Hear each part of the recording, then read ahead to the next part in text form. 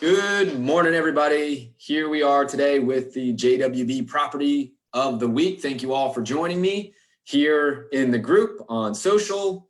If you're watching on the JWB blog, I'm so glad that you're here with me today. We're going to be talking about the property that I'm bringing to you as our property of the week. It's obviously something that I really believe in. I'm going to walk you through why I believe in this property and why it would be a great asset to add to your portfolio.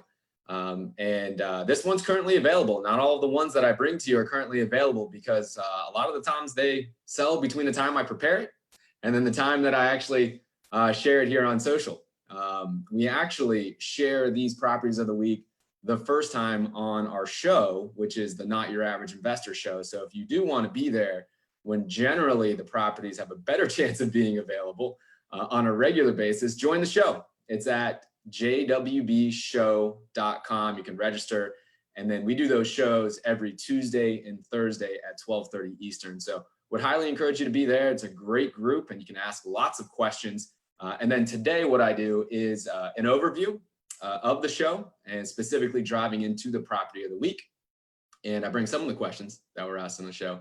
So this can be a learning opportunity. So whether or not you're a current client yet, whether or not you're investing in rental properties, this is going to be a great opportunity for you. Obviously, this one is available. So if you're interested, reach out to my team or drop me a comment here. And but if this is a learning experience, this is great because you get to put yourself in the hot seat, get to put yourself in the decision-making mode. And hopefully I can really bring some confidence to you that when the time is right, you're going to be able to know how to make the right decision on the rental property you put in your portfolio. So today we're going to jump into the property of the week. And without further ado, let's jump into the screen share here. Oh, and before I do that, while I do that, thank you to everybody who's joining me live here. If you have any questions, I'm going to be watching on my phone. Oh, there we go. We can see some folks here. I'm going to be watching on my phone, and I will do my best to answer those questions here, either live or I will definitely be there as you're watching on replay. I'll be in the group, and I'll be answering your questions. So feel free to fire those in. But we are looking at this house here on Begonia Road, 5858 Begonia Road, here in beautiful Jacksonville, Florida, zip code 32209. For those who follow the show and follow JWB, 32209 is a very common zip code for us. We love what is called the north side of Jacksonville. It's a great cash flowing neighborhood. And you'll know a cash flowing neighborhood when you have low prices, high rents, and you're surrounded by jobs. And that's what I'm going to walk you through this property on Begonia. But let's look at the first thing that might, jump out to you here, as we all are visual people here. Look at this property picture. This one is not exactly a looker. Of course, this is under renovation. The pictures right now, it's actually currently under renovation. So I put a picture here just to give you the kind of the bones of the house and the layout. This one actually is from a year ago or so, before we actually bought the property, and I got it off of Google Maps. But I wanted you to see the bones of the house. This house is a 4-bedroom, 2-bath home. It's about 1,450 square feet or so here on Begonia Road. And under renovation is very common for how clients purchase properties, either under renovation or under new construction. Generally, we release properties, let's say, a couple of weeks, 3 weeks before the renovation is completed. And that's good for a couple of reasons. Number one, we don't release it earlier than that because we want to make sure that this is going to be cash flow positive for you when you close on the house. That's really important as a rental property investor, that you don't lose opportunity to earn a return on your investment because of the time it takes once you close to have a paying resident in place. So 2-3 weeks out means that this home will be put under contract here in the very near future. And we'll generally have, call it another 3 weeks, 4 weeks to get this home rented with a paying resident in place at the time of closing. And that is the most important thing for you. So that will happen on this house on Begonia. Even though it doesn't look very good, I'm kind of testing you all, because as rental property investors, you need to look beyond what the picture looks like. And you're really going to have to look beyond what the picture looks like on this one. You need to look at the numbers, and that's how you make sound rental property investments. Of course, there are going to be pictures when this house is renovated. We do 3D tours, we do professional pictures and all that good stuff. So don't worry about that. Again, if this is something you're interested in, you will have a beautiful looking home that does not look like this. It's just not that way currently.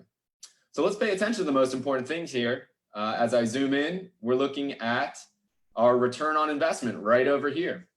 When we're talking returns on investment, the market is currently bearing between 9 to 11% estimated returns on investment. And when I say estimated returns on investment, I mean all things, all profit centers, except home price appreciation. So what I'm talking about there is taking your rental income that comes in every single month, subtracting all of your expenses, including tenant placement fees, including maintenance costs, including vacancy costs. All of those are counted in this. And it's important to know that because it's not always that way when you're buying with other turnkey companies or when you're doing your own due diligence. You might not think to add those things, but that is included there. The other things that are included are your other profit centers, such as tax savings. So money that you don't have to pay Uncle Sam because you get great tax advantages for being in rental properties. And then the other profit center is principal pay down. So because this is an asset that is paying you positive cash flow every single month and the resident is paying the rent, that means that when the loan gets paid down, a portion of that is paid down by your resident, right? Your principal balance is paid down by your resident, not by you. And that's a beautiful thing. And that's a profit center for you. So it includes all of those profit centers. The one it does not include is home price appreciation. We don't include it there for two reasons. Number one of our core values is to underpromise and overdeliver. And it's a lot easier to underpromise and overdeliver when we don't include home price appreciation. But the bigger reason is that we do invest in a market that has shown to appreciate over time and has shown to appreciate more than other cash flow markets. In fact, if you actually look at the numbers, since 1991, Jacksonville has appreciated 34% more than the average appreciation rates of comparable cash flow markets. But I don't include it there because if you're going to count on home price appreciation, you need to invest like I do. You need to invest like the vast majority of JWB clients do, which is for the long haul, because home price appreciation rates tend to repeat themselves if you just give it time. If you just give it a full market cycle, generally speaking, the historically accurate home price appreciation rate for your market will repeat itself if you give it a full market cycle. And I don't include it here right off the bat because I don't know if you're going to invest for a full market cycle. I'm going to tell you to, but I can't control that. And so the combination of that and just wanting to underpromise and overdeliver is the reason why we haven't included it in our standard home property valuations. But we do make it really easy for you to see the impact of home price appreciation. And so if I just type in 4.3% here, which is the historically accurate home price appreciation rate year over year in Jacksonville, look at what it does to this return on investment. Again, I'm going to show you the change there from 11% to 27% returns on investment. This, what you're seeing, is the true profit potential. If you invest in a market like Jacksonville that has both cash flow and appreciation, and if you invest with a team that can perform for you like JWB, and if you invest for a full market cycle known to be between 10 to 20 years or longer, this is the full profit potential, assuming you're getting conventionally financed. And that is one of the reasons people love coming to rental properties and are consistently taking money away from what we might be known as more traditional asset classes and building a rental property portfolio, or at least making that a significant part of their overall investment plan. There you see it, 27%. So there we have that for this property on Begonia. The purchase price is $144,000, so it's lower than most. If you're following along on our group or on the show, most of our properties are priced between $150,000 and $210,000, and even of the renovations, most are priced between $150,000 and $180,000. So $144,000 is on the lower end of the spectrum, and so that brings up a good point. One of the teaching moments of the show on the Not Your Average Investor show was talking about how a client can purchase this home and only have to put down a little bit over $32,000, which is a lot lower than normal. Most of our clients, if you reach out to JWB and you talk to my team, we're going to prepare you to expect to put down about $40,000 at a minimum. So this is really unique that you have an opportunity to get into a consistently performing asset class in Jacksonville with JWB and only have to put down $32,400. That's unique. And the way that you get to that $32,400 is by using conventional financing and by putting 20% down. So I'm going to walk you through the advantages of doing 20% down versus 25% down. And we're going to talk through that because a lot of investors put 20% down. And so I wanted to walk you through that. I'm going to bring the screen share back up here. Let me go ahead and do that right here. All right, so we saw 144,000. And while I'm getting into some of the numbers here, keep in mind, everybody, that if you want access to this spreadsheet, this template, so that you can compare apples to apples for your rental property decisions across multiple markets, this is available. You can go and download this. You can go onto our website. You can go to jwbwebclass.com, and then you'll have access to this investor toolkit, which includes this property evaluation template. And then you can change the numbers just like I am. You can change your percentages of down payments just like I am. So it's going to be really helpful for you. So what I'm going to walk you through here is this page, which tends to lose some folks in the numbers. So you know what, I might pull back a little bit here before I do that, just so as not to scare some folks, right? So the page that we're going to be looking at is our conventionally financed purchase tab. So clients purchase in different ways. Some purchase with cash, some purchase with conventional financing, some purchase with another type of financing called non-recourse financing. But we're going to focus on conventional financing right now because conventional financing has the best terms available for you. And when I mean terms, I mean the lowest down payment, the lowest interest rates, and the longest term of the loan. That's where your conventional financing comes into play. And that's why many folks go conventional financing to take advantage of those things. But what about the difference between putting 20% down or 25% down? Well, let's take a look here. There we go. So on this conventionally financed tab, which shows all the numbers that drive those returns that I've been sharing with you, we're going to look up at the top here.